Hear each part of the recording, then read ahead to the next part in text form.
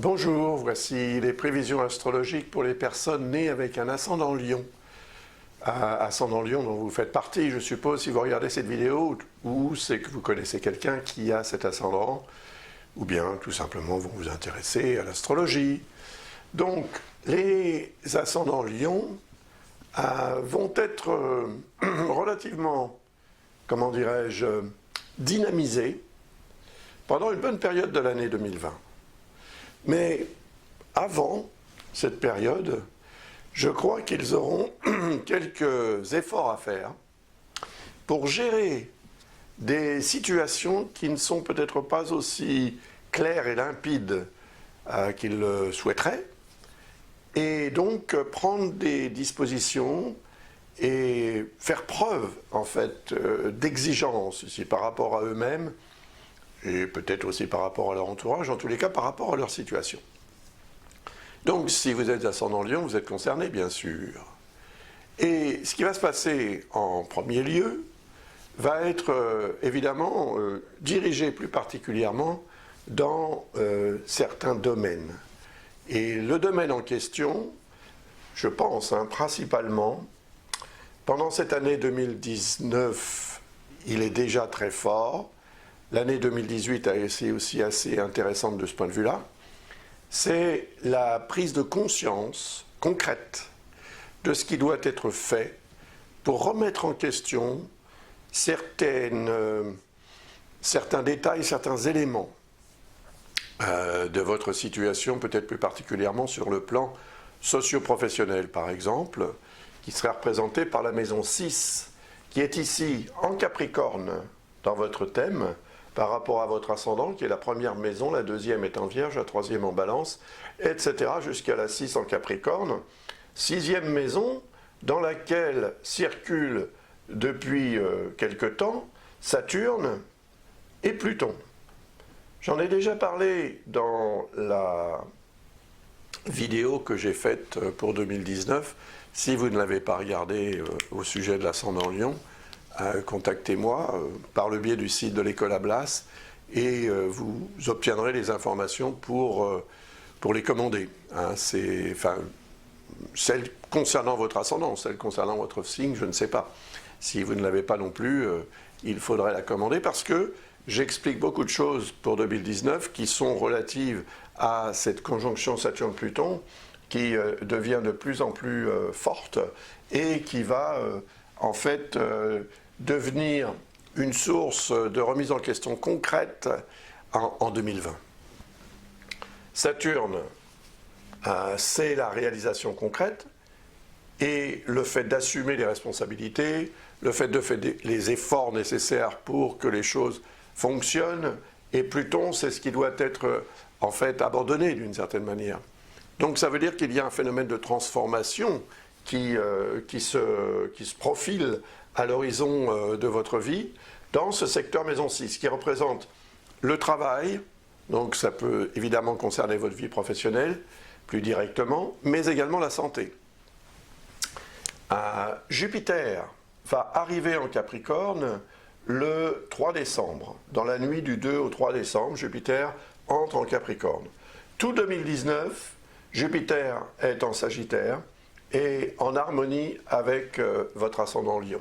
Il circule dans la maison 5 où il a un effet au niveau de votre maison 5 qui représente à la fois l'aspect affectif et sentimental des choses de la vie, c'est votre créativité aussi, c'est vos enfants si vous avez des enfants, tout ce qui concerne en fait l'affectif en général et l'amour est représenté par la maison 5. Si vous êtes un artiste ou une artiste, il est évident que Jupiter peut avoir aussi un effet assez intéressant parce que pendant ce transit en Sagittaire, il est en harmonie avec votre ascendant. Bien, mais ça va cesser car par définition un transit ça passe. Et lorsqu'il se terminera ce transit et que Jupiter va rentrer dans le signe du Capricorne, il va augmenter l'énergie de cette conjonction Saturne-Pluton. en lui donnant peut-être un caractère beaucoup plus officiel.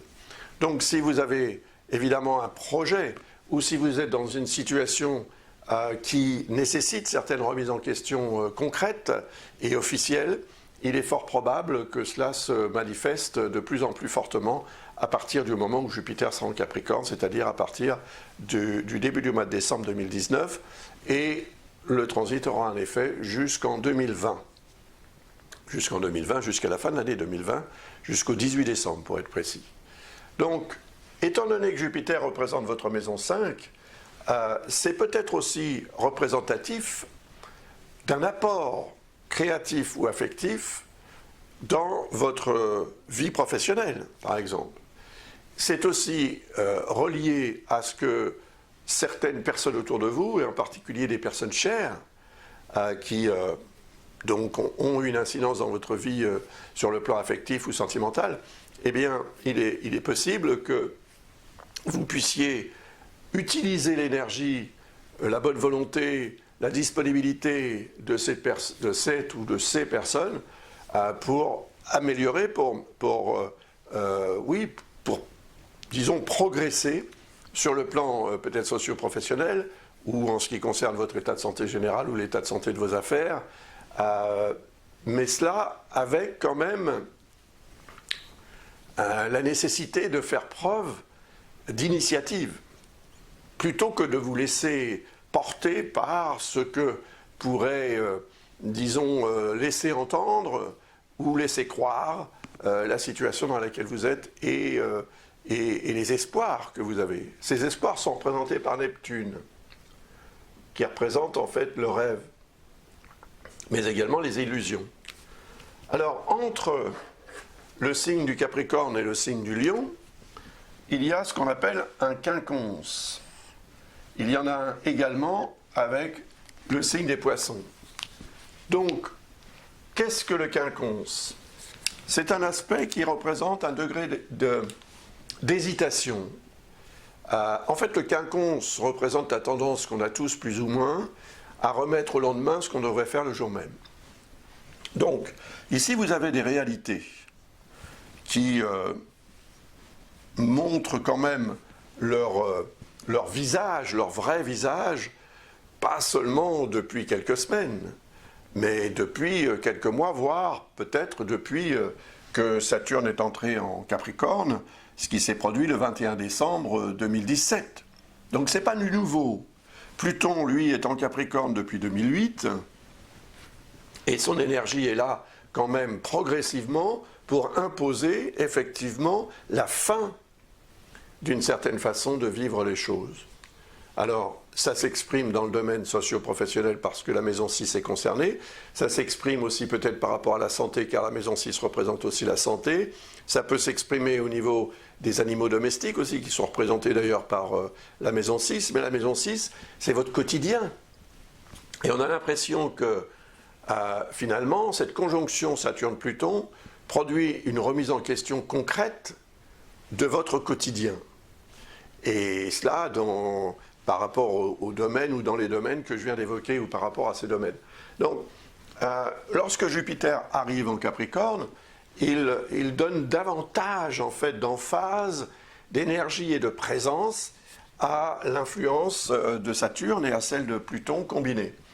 Et cela va produire une triple conjonction unique en son genre, hein, parce qu'en Capricorne, je l'ai recherché dans les éphémérides, je suis remonté jusqu'au début de notre ère et je ne l'ai pas trouvée.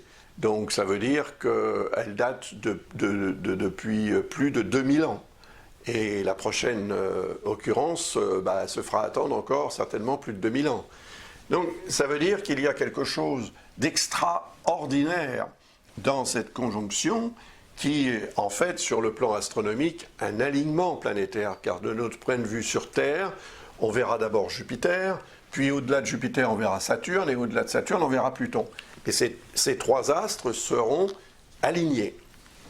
Et donc cet alignement a un sens, c'est qu'il représente un effet énergétique puissant qui va tirer sur l'écorce terrestre, sur l'atmosphère terrestre, sur l'ambiance aussi, sur notre Terre bien évidemment. Donc tous les êtres vivants seront impactés par cet alignement. Et vous en faites partie. Et cela, dans votre vie, s'exprimera peut-être plus particulièrement au niveau de la maison 6, bien sûr, d'autant plus que Saturne représente cette maison 6 que vous avez en Capricorne. Donc, ça veut dire qu'il y a quand même une étape là à franchir, quelque chose qui va changer totalement, concrètement et durablement, peut-être définitivement, puisque Saturne ne reviendra pas dans ce signe du Capricorne une fois qu'il l'aura quitté avant environ 27 ans. Et pour Pluton, une fois qu'il l'aura quitté, il faudra attendre plus de 240 ans, 200, peut-être pas tout à fait 240 ans, mais bon, un nombre d'années qui dépasse largement votre capacité de survie sur cette planète, c'est évident. Donc, attendez-vous à ce que 2020 soit une année de challenge. Alors, au niveau socio-professionnel, on ne revient pas là-dessus, au niveau santé éventuellement, au niveau relations aussi avec les proches, Jupiter représente la maison 5, Pluton représente votre maison 4, que vous avez ici en Scorpion, Pluton représente le signe du Scorpion, donc la maison 4, c'est la famille, le foyer, le lieu de résidence, la maison 5, c'est l'affectif, l'amour, et les personnes qui vous sont chères, la maison 6, c'est le travail et la santé, voilà, et ce sont les trois secteurs, en fait, qui vont entrer en communion dans la maison 6. Donc ça peut aussi vouloir dire que ce qui est malade au niveau familial, ce qui est malade au niveau affectif ou sentimental ou dans les relations avec les personnes chères, ce qui est malade sur le plan socio-professionnel ou même en ce qui concerne tout simplement la santé, eh bien devra être géré avec, comment dire, de façon optimiste. Jupiter, c'est quand même l'astre qui représente l'optimisme, l'enthousiasme et la disponibilité. C'est l'aspect aussi philosophique. Il faudra une approche philosophique des problématiques qui s'imposeront de manière à pouvoir les gérer beaucoup mieux, beaucoup plus facilement, pour qu'elles ne semblent pas trop lourdes. Parce que la lourdeur est représentée quand même par Saturne, qui représente effectivement des réalités concrètes qui s'imposent, qu'on le veuille ou non. C'est comme ça. Ça fait partie, en fait, de votre chemin de vie. Ça peut revêtir un caractère karmique, mais voilà, c'est comme ça. Alors, le fait que Neptune soit ici en Poisson, c'est aussi très important. Et ce n'est pas nouveau, parce que Neptune est une planète également très lente. Pluton met 248 ans pour faire le tour du zodiaque. Neptune vient tout de suite après, avec 165 ans pour faire le tour du zodiaque. Donc, c'est une planète extrêmement lente qui va séjourner 14 ans dans le signe des Poissons. Elle y est déjà depuis 2012. Elle en sortira en 2026. Pendant ce temps-là, elle est au quinconce du Lion. Donc, elle est au quinconce de votre ascendant. Votre ascendant, c'est vous, c'est votre moi profond. C'est ce que vous êtes intérieurement. Donc, c'est votre réalité, votre vérité intérieure. Et c'est votre intimité dans l'intimité. Donc je dirais que c'est la facette de votre personnalité que peu connaissent. Peut-être même que vous ne la connaissez pas entièrement comme vous souhaiteriez la connaître. Mais le fait est que ce Neptune peut accentuer un degré de croyance, un degré d'illusion, un degré d'imaginaire, qui peut vous être utile, par exemple sur le plan artistique, bien sûr, mais en même temps, c'est aussi un astre qui est pour représenter la confusion dans laquelle vous baignez peut-être à différents niveaux, et cela peut avoir des répercussions dans votre vie sur le plan, par exemple, matériel, dans vos rapports d'argent avec la société, puisque la maison 8 est représentée par Neptune dans votre thème. Mais c'est aussi une période au cours de laquelle vous pouvez vous affirmer sur le plan financier, par le truchement d'un placement ou c'est la fin d'un contrat, c'est la fin d'un paiement, ou bien c'est l'implication dans un emprunt que vous allez faire à la banque dans le courant de l'année 2020. En cela, c'est vrai que vous serez favorisé, ou ce genre de choses sera favorisé parce que vous avez un Neptune en Poisson qui est en harmonie avec tout ce qu'il y aura en Capricorne. Mais notez que cette dissonance relative qui est le quinconce avec votre ascendant, risque de produire une alternance entre le je crois et le je sais. Ce que vous savez, c'est concret, c'est-à-dire que le Capricorne représente tout ce qui revêt un caractère indiscutable dans le sens où c'est du noir sur blanc, si vous voulez. Alors qu'avec Neptune, on est plus dans le je crois, j'imagine que, je souhaite que, etc. Mais ça n'est pas suffisant, en fait, pour, comment dirais-je, pour garantir la réalisation concrète de ce que l'on croit, de ce dont on rêve, etc. Donc, laisser une part d'imaginaire, c'est très bien, mais lorsque un astre comme Neptune est au quinconce de l'ascendant, on se pose parfois des questions qui n'ont rien à voir avec la réalité. Donc on est entre deux eaux. Et le fait de naviguer comme ça entre deux eaux n'est pas porteur, parce que ça n'est pas motivant. Cette motivation, vous allez en avoir besoin en 2020.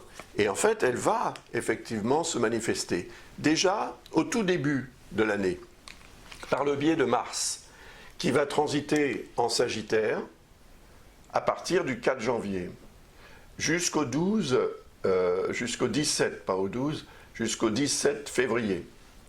Donc ce transit de Mars va évidemment produire un trigone, comme on dit, c'est-à-dire un lien très bénéfique avec votre ascendant, vu que le signe du Sagittaire est un signe de feu, le signe du Lion est un signe de feu, et que les signes de même élément sont dits compatibles et complémentaires. Donc il y a une circulation d'énergie très, très facile, très favorable. Et Mars représente les capacités d'action. Mars représente votre maison 9 en Bélier. La maison 9, c'est tout ce qui revêt un caractère administratif, juridique ou légal, c'est tout ce qui revêt un caractère aussi philosophique, moral, et il est probable que du fait de son transit dans votre maison 5, ce passage de Mars favorise des prises de position, des initiatives et des décisions qui peuvent être tout à fait favorables, dans le sens où si vous envisagez les choses officiellement, et concrètement, si vous les envisagez généreusement, avec une disponibilité morale et peut-être aussi une disponibilité officielle, c'est-à-dire peut-être juridique, pourquoi pas, eh bien, il est fort probable que cela vous apporte et vous permette de vous imposer dans les domaines qui vous intéressent, que ce soit le domaine affectif ou sentimental, maison 5, affectif ou sentimental, mais également créativité, artistique si vous êtes artiste, etc. Il y a un rapport avec l'étranger qui peut s'établir, la maison 9 représente l'étranger, enfin plein de choses qui peuvent être très, très favorables. Ce sera un moment propice qui va durer environ 6 semaines, au cours duquel vous pourrez prendre de bonnes décisions. Prenez les bonnes décisions, parce qu'ensuite ça va un peu pas nécessairement se gâter, mais disons que la période de transit de Mars en Capricorne peut être un peu plus compliquée à gérer. La bonne raison, c'est tout simplement que Mars va évidemment rejoindre tous les astres qui seront déjà en Capricorne, Jupiter, Saturne et Pluton. Donc cette congrégation-là est déjà une combinaison d'énergie particulièrement puissante et elle sera tout à coup accentuée par celle de Mars. Le dieu de la guerre arrive pour jouer son rôle de fauteur de troubles, probablement dans votre vie, à différents niveaux. Ces différents niveaux, ce sont les niveaux ou les domaines représentés par les 3 astres concernés. Jupiter, maison 5, Pluton, maison 4, Saturne, maison 6. 4, 5, 6, c'est famille, affectif, sentimental ou les personnes qui vous sont chères. Et maison 6, travail, santé, comme on l'a vu tout à l'heure. Et Mars, qui représente la maison 9, vient y mettre un degré d'officialisation.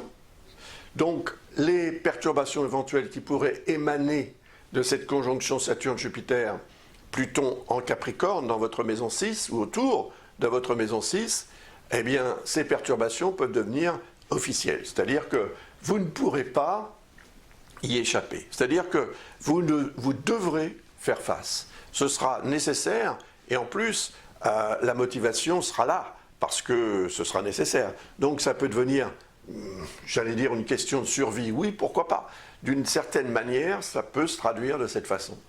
Et à ce moment-là, il faudra évidemment que vous soyez à l'écoute, mais aussi que vous soyez aussi spontané que possible pour agir et pour réagir par rapport à la situation dans laquelle vous serez. Ce sera un moment délicat parce que le quinconce, évidemment, avec votre ascendant, continuera de s'exprimer. Et ce quinconce peut avoir tendance à vous faire hésiter. Donc si vous êtes dans l'hésitation, vous n'allez pas savoir exactement à quel moment agir, quand y aller, quand ne pas y aller, quoi dire et quoi ne pas dire, quoi faire et quoi ne pas faire, etc., etc. Donc si vous êtes dans cette logique-là d'hésitation et de confusion, ça ne marchera pas. Disons que cela peut au contraire aggraver les choses et rendre votre climat existentiel pendant cette période très orageux et un peu chaotique. En tous les cas, c'est une notion de cafouillage qui peut-être se manifestera pendant cette période. Donc un effort de vigilance, un effort de présence sur le terrain, on peut dire, sera nécessaire pour faire de ce bouillonnement énergétique très puissant quelque chose qui vous servira plutôt que le contraire. Alors après, évidemment, regardez la vidéo qui concerne votre signe, parce que, évidemment, cette conjonction va aussi avoir une incidence sur votre signe en termes d'énergie physique. Le signe représente vraiment l'énergie de la personne et son image de marque. D'autant plus que, vu que vous êtes ascendant Lion, et que votre ascendant est représenté par le Soleil, et que c'est le Soleil qui représente votre signe, par sa position dans tel ou tel signe du zodiaque, eh bien vous avez une personnalité qui sera très nettement accentuée, enfin le rôle de votre personnalité, le rôle de votre volonté sera très nettement accentué pendant cette période et il faudra vraiment que vous mettiez cette énergie d'action au service de votre situation pour en tirer le maximum, ou pour éviter, ou pour gérer les problèmes, trouver des solutions, etc., etc. Puis Mars va transiter en Verseau pendant évidemment 6 semaines également, à partir du 31 mars, sachant qu'il sera entré en Capricorne le 17 février. Donc la vigilance sera recommandée bien évidemment pendant cette période du 17 février au 31 mars. Et puis le 31 mars, Mars va donc passer dans le signe du Verseau pendant 6 semaines également, jusqu'au 15 mai. Alors, à ce moment-là, le 31 mars, Saturne viendra tout juste d'arriver en Verseau, où il va passer quelques mois entre le 23 mars et le mois de juillet. Comme on le voit ici, il va revenir dans le signe du Capricorne le 3 juillet. Donc pendant ces quelques mois, évidemment, la position de Mars en Capricorne va s'exercer plus particulièrement dans votre maison 7, ou par rapport à votre maison 7. La maison 7 est opposée à l'ascendant, elle représente l'autre et les autres. Donc c'est le couple, bien sûr, mais c'est aussi toute forme de partenariat, de collaboration, c'est le rapport que vous avez avec l'autre et avec les autres, c'est votre appréciation aussi du relationnel en général. Donc l'arrivée de Saturne, qui est quand même quelque chose de rare, puisque cette planète met 29 ans et demi pour faire le tour du zodiaque, veut dire que ce qui va se produire pendant son transit en Verseau, qui va durer 2 ans et demi environ, non, presque 2 ans et demi, eh bien, les réalités existentielles vont s'imposer au niveau relationnel. Donc, lorsque Mars va arriver en Verseau, il aura une incidence dans votre maison 7. Et étant donné que Saturne viendra tout juste d'y entrer, et qu'il viendra tout juste en y entrant d'apporter son lot de réalité sur le plan relationnel, l'énergie de Mars peut créer une surenchère d'une problématique immédiate qu'il faudra évidemment envisager avec beaucoup de vigilance, parce que cette conjonction Mars-Saturne peut produire une tendance, si vous voulez, à ne pas trop savoir comment agir ou ne pas agir. Ne pas agir, c'est Saturne, c'est attendre. Et Mars, c'est l'accélérateur, c'est le fait de foncer, si vous voulez. Donc il risque d'y avoir une tendance, en fait, à faire un pas en avant et deux en arrière, et cette hésitation peut avoir des répercussions pas nécessairement très favorables au relationnel, que ce soit au niveau du couple, que ce soit un partenariat socio-professionnel, par exemple, ou toute autre sorte de relation importante quand même dans votre vie. Cela, ça peut déclencher dans cette période, au début du mois d'avril, un incident ou un accident. Mais un incident diplomatique, peut-être. Il faudra vraiment faire preuve de vigilance pour éviter cette tendance, si vous voulez, à confondre ce qu'il faut faire et ce qu'il ne faut pas faire. Et le moment où vous devrez agir ou réagir devra être réfléchi avant, sinon c'est ce cafouillage qui risque d'être à l'origine d'incidents diplomatiques ou même de conflits voilà, et de ruptures de liens qui peuvent être mal vécus, bien évidemment. Donc ce transit de Mars va durer jusqu'au 15 mai, et jusqu'au 15 mai, évidemment, ce même Mars sera opposé à votre ascendant, puisqu'il y a une opposition entre le signe du Verseau et le signe du Lion. Et ça veut dire que pendant cette période, vous pourriez aussi avoir tendance à vous sentir agressé par l'autre, avec votre capacité de réaction et ce que vous mettrez au service de ce sentiment d'être agressé par l'autre. Mais si on veut regarder les choses dans le meilleur sens qui soit, ce transit de Mars qui représente votre maison 9 peut vous permettre pendant cette période d'officialiser une relation, d'officialiser un couple ou d'officialiser un partenariat, une collaboration, ou de vous engager dans une activité de groupe, de même de faire un voyage, un grand voyage, puisque la maison 9 représente aussi l'étranger et les grands voyages, de faire un voyage ou de prévoir d'organiser un grand voyage à l'étranger, quelque chose du genre qui pourrait vous être très utile ultérieurement, parce que Mars va continuer son périple, bien sûr. Après ce passage dans le signe du Verseau, il va entrer dans le signe des Poissons, où il séjournera également près de 6 semaines, jusqu'au 29 juin. Donc ce Mars va rejoindre Neptune, et là ce sera un peu délicat, parce qu'on l'a vu tout à l'heure, Neptune représente ce qu'on a tendance à croire, mais ce qu'on a tendance à croire n'est pas nécessairement le reflet de la réalité. Donc quand on agit ou réagit sur la base de quelque chose qu'on imagine, sur la base d'une présomption, d'une intuition, et que cette réaction est forte, puisque Mars représente quand même la capacité qu'on a à prendre des décisions fortes, à s'imposer. C'est le dieu de la guerre, Mars, donc il peut nous rendre très, très réactifs, effectivement, très intenses, voire très impulsifs ou agressifs. Donc cette agressivité-là et cette impulsivité, il faudra la contenir, surtout si vous n'êtes pas 100% sûr d'avoir raison. C'est-à-dire que avant d'agir ou de réagir sur la base de ce que vous imaginerez ou de ce que vous croirez ou de ce qu'on vous aura fait croire, eh bien vérifiez. Vérifiez concrètement, vérifiez objectivement, de façon réaliste. En cela, vous serez aidé par Saturne. À l'époque, il sera dans le signe du Verseau, donc il ne vous aidera pas, mais vous serez aidé par Jupiter et Pluton, qui seront en harmonie avec Neptune et Mars. Donc vous aurez le potentiel quand même de voir les choses d'abord du bon côté plutôt que le contraire. Et ça vous aidera à ne pas prendre des décisions à la légère ou trop rapidement, et ensuite de vous apercevoir que vous auriez dû ne pas la prendre, cette décision. Ensuite, eh bien Mars, évidemment, va passer dans le signe du Bélier. Et là, en Bélier, il est dans son signe. Comme Neptune, qui est dans son signe depuis 2012, comme Saturne, qui est en Capricorne, dans son signe, comme Jupiter, en ce moment, qui est également dans son signe. Nous sommes aujourd'hui le 15 juillet, donc je fais ces vidéos en avance pour pouvoir les mettre en ligne bien avant le début de l'année 2020. Ça peut être utile. Donc, attention, Mars va séjourner, non pas 6 semaines, dans le signe du Bélier, mais 6 mois. Il va en sortir le 7 janvier 2021.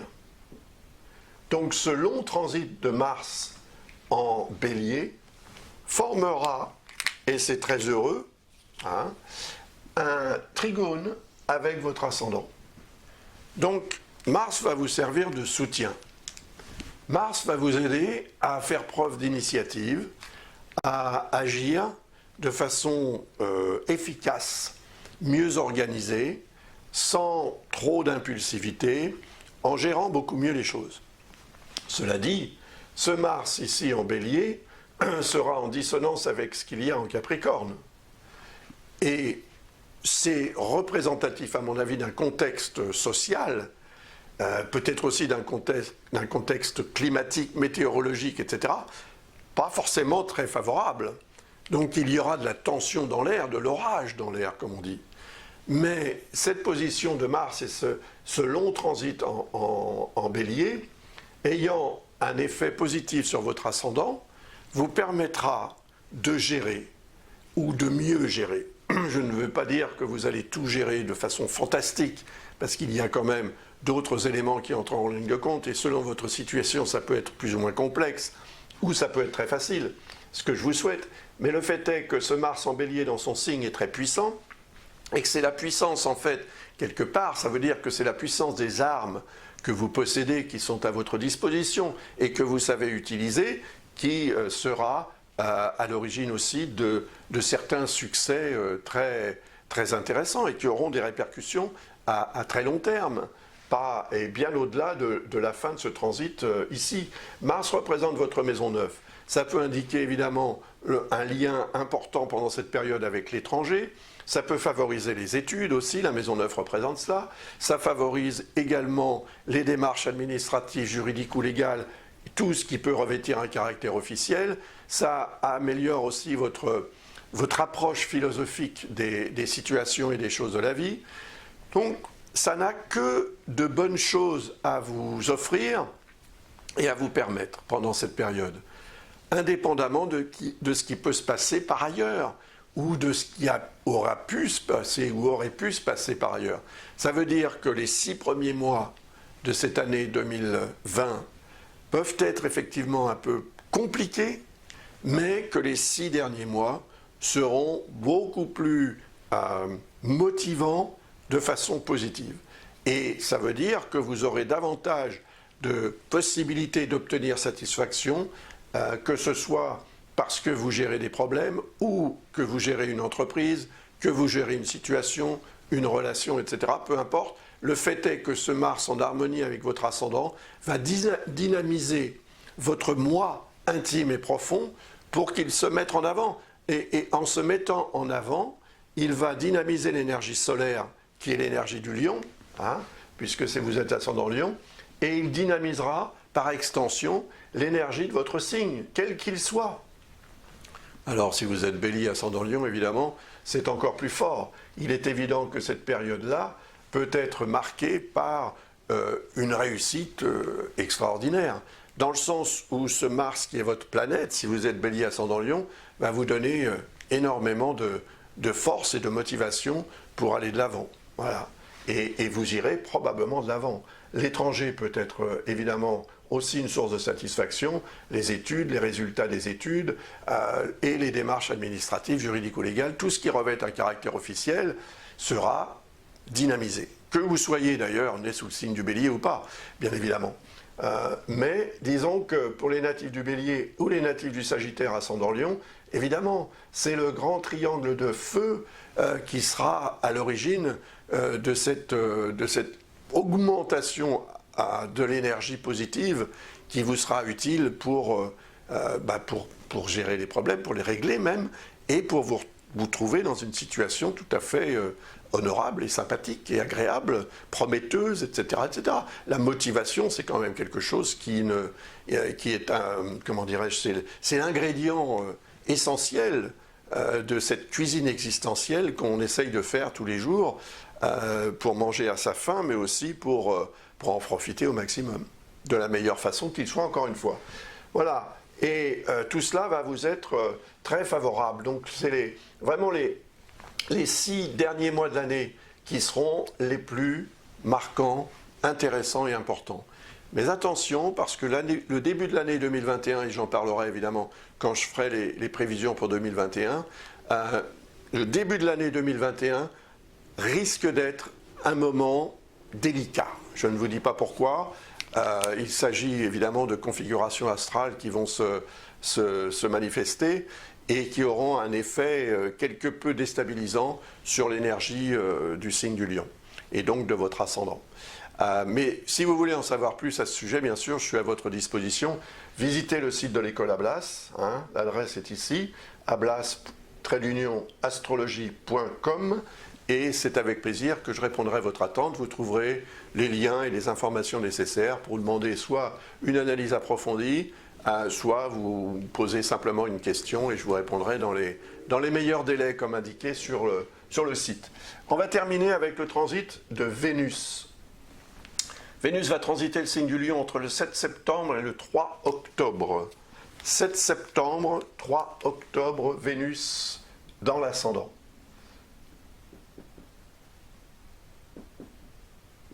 Intéressant. Vénus, c'est l'amour. Vénus, c'est les bonnes choses de la vie.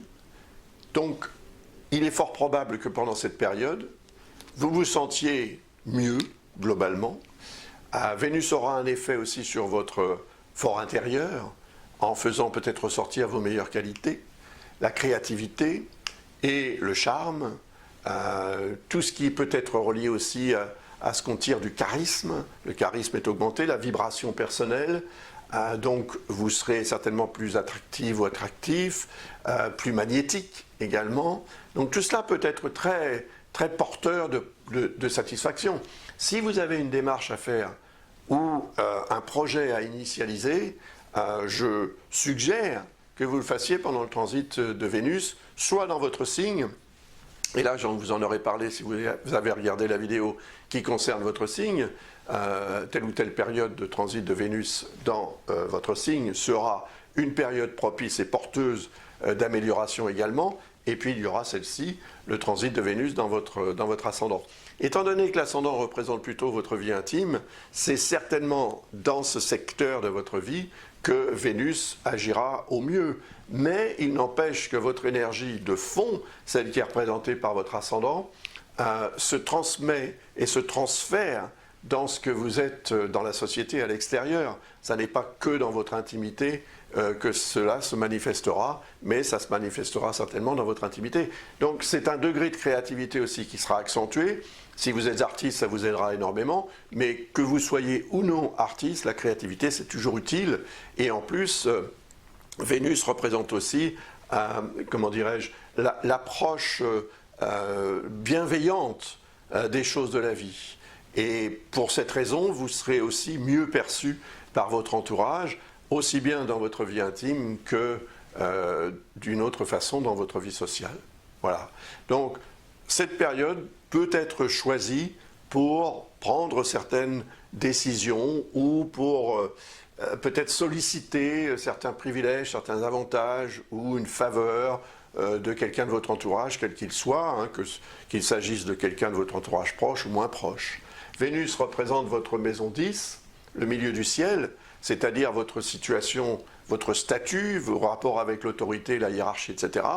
Et il est fort probable que ce transit de Vénus dans votre ascendant accentue votre capacité à atteindre votre but, à réaliser quelque chose, à vous rapprocher de l'autorité ou c'est l'autorité qui se rapproche de vous. Peut-être aurez-vous à ce moment, pendant cette période, une idée ou un projet qui va émerger, qui va commencer à naître. Voilà, c'est un moment à choisir pour profiter des bonnes choses de la vie. J'ai terminé cette analyse, j'espère qu'elle répond à votre attente et qu'elle vous sera utile, surtout à différents niveaux. Et je reste bien sûr à votre disposition, comme je l'ai évoqué tout à l'heure, à cette adresse. N'hésitez pas, contactez-moi si vous souhaitez une analyse approfondie ou une réponse à une question. Voilà.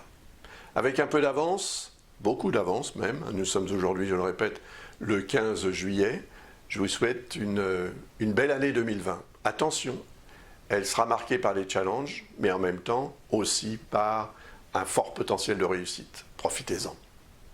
Au revoir.